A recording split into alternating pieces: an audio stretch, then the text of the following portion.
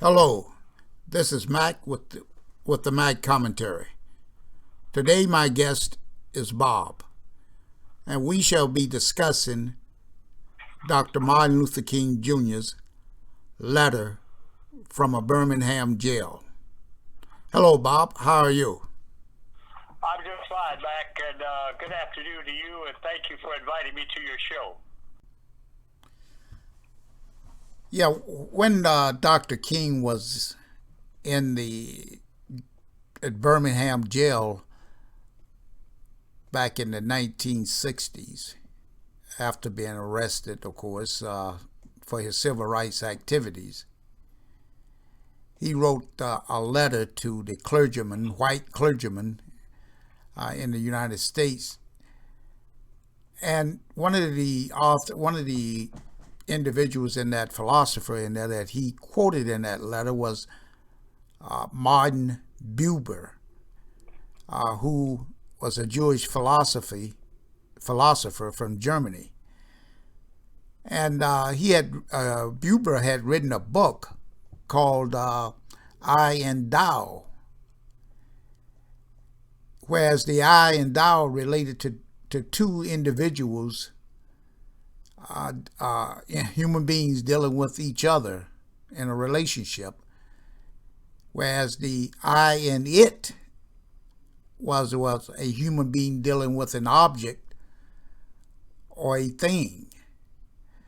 And what Dr. King was trying to explain by using this analogy is this book written by Buber, is that white people in this country saw each other as I and thou, but in their relationship with blacks, they saw each other as I and it, as a thing. And this has been something that the way they have looked at blacks in this country since this country was created, or 1776, and before then, since racism was started. So it is no wonder that we have today police officers shooting a black youth 16 times because he look at that black youth as being a deer or an animal or a thing out there, or a target for that matter. And he just, he doesn't have any remorse or anything after killing that human being, but he don't see him as a human being. And I think many whites in this country look at blacks like that today. And Dr. King recognized that many years ago, decades ago. And it's still going on today, Bob. I agree with you, and I think your analysis is right on, spot on, buddy. That was a profound analysis that you give, and if your listeners will sit down and listen to what you said and reflect on what you said, they're going to understand that, brother, you hit, like my father would say, you hit the nail on the head for this reason. It is 2015. 200 years later, from the time that we used to be literally treated like some farm animal, and in 1815, and here we are in 2015, still treated like a farm animal or less than a farm animal. I mean, a lot of whites feel less about a black than they do their dog or their cat or their gerbil, you know? So that's that I and thou and I and it, as you articulated, that's a profound revelation. I'm going to have to check this Martin Buber out that you talk about, because that is so consistent with something I was reading here the other day, and it occurred to me, you know, if there was the age of enlightenment back in the 1700s in France, and a couple of the people from America Thomas Jefferson and Benjamin Franklin used some of the concepts out of that so-called Age of Enlightenment to help write the United States Constitution. Today, in 2015, we must be living in the age of hate and degradation.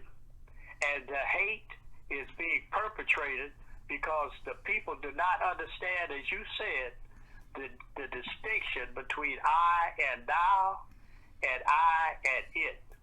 If I look at you as another human being, and I'm a Christian, or whatever faith, but let's just take Christians because America is founded on Christianity. If I look at you as an I and a thou, and that means that I see you as another human being, and that means that I see you as a person of God like I am. If I look at you as an I and an it, you're just like when they have a parade, that the horses drop, and you have a guy coming behind with a shovel and a broom, picking it up. That's how I look at you. And there's a lot of whites out here in blue suits, black robes, pinstripe suits, Johnson and Murphy shoes that look at people of color, but particularly ex-slaves, 21st century slaves, as its, brother. Well, thank you very much for that analysis, Mac. Well, Bob, I believe there's many blacks who also look at other blacks as I and it. There's no doubt about that. I think about that as well.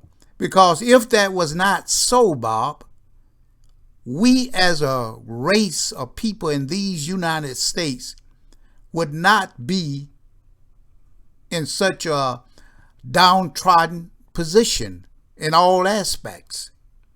There may be a few of us who are rich and famous, but for the most part, they are no better off than that person that's in the ghetto when it comes being looked at through the eyes of the white supremacists.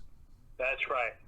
And until they recognize that and quit looking at other blacks as I and it, but as a I and thou, as their brother, and start doing things to help lift them up, as Dr. Du Bois stated back at the turn of the last century, that the intellectuals in the race would reach back and help pull up the others by their bootstraps.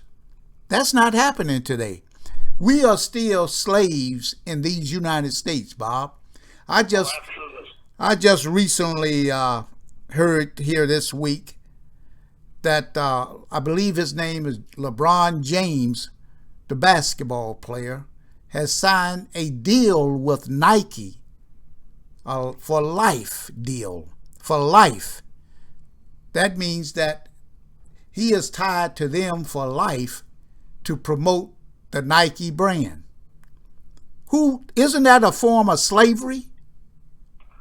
When even with his brand, he could start, and the money, he's got at least almost $500,000 or $250,000. He could start his own shoe company. There's a guy who started a shoe company in the late 90s called Under Armour, I believe it is. And it is rivaling Nike right now. And this guy was a water boy on a football team in college. Black boy? No, white boy. Oh, okay. And he didn't have a brand. But now he has built up a company, a shoe company. Isn't that something that someone like LeBron could have done? But now if he's tied into a contract for life, he's just a slave for the man. Well, Mac, let me say this to you, brother. Dr. Claude Anderson, I was listening to him, this is 2, 3, maybe 4 years ago. He was on a radio show out in California. And it speaks right to the point that you just raised. Whoever this guy was that was interviewing him, because Dr. Claude Anderson, in my mind, is probably one of the foremost purveyors of information about how blacks in America could raise themselves up, as you've been talking about, if they would listen to him, but they cast him aside. But that's beside the point. Here's what happened. This guy on the radio was interviewing Dr. Anderson, and he was taking callers. There were people calling in talking, and Dr. Anderson said this. He said, he said, I was doing a show like yours some time ago, and I got a call from a fella, a white fella, as a matter of fact, because he identified himself. And he said he was from Mississippi. And he said, Dr. Anderson, I want you to know I've been following you for a number of years, and I agree with everything you say. He said, but you know what? It's not going to work. And Dr. Anderson said he was somewhat taken aback. First of all, this white guy called up and told him, his program wasn't going to work. So he said he listened to him. He said, well, why won't it work? He said, well, because it doesn't have white support. He said, but let me tell you what to do. What I'd like to suggest that you do. He said, the next time you are giving a speech to a group, take me with you. I'll pay my own way. And as soon as you get to making your presentation, which I agree with, I think it's fantastic, and that's exactly what black people need to do. He says, I will stand up behind you, and I will say, I agree with Dr. Anderson. His economic plan is the plan for black people, African Americans, Negroes, coloreds in the United States of America, and you have my permission to do it. And I'll sit down. And Dr. Anderson said, as soon as this call with the white fella ended, the guy's keyboard started lighting up. And black people started saying, oh, man, don't do that. Don't do that, Dr. Anderson. Don't you have no white man on your show saying. And, to the point that you raised about these blacks out here that are making these multi-million, hundreds of millions of dollars, they are nothing but 21st century slaves, because the white man has not given them permission to do what that white boy did, who was a water boy. He did it because he's white. He don't need nobody's permission to do what he wants to do. But a black man is not going to do anything in America because of the residual effects of slavery, which he will not admit to until a white man endorses it.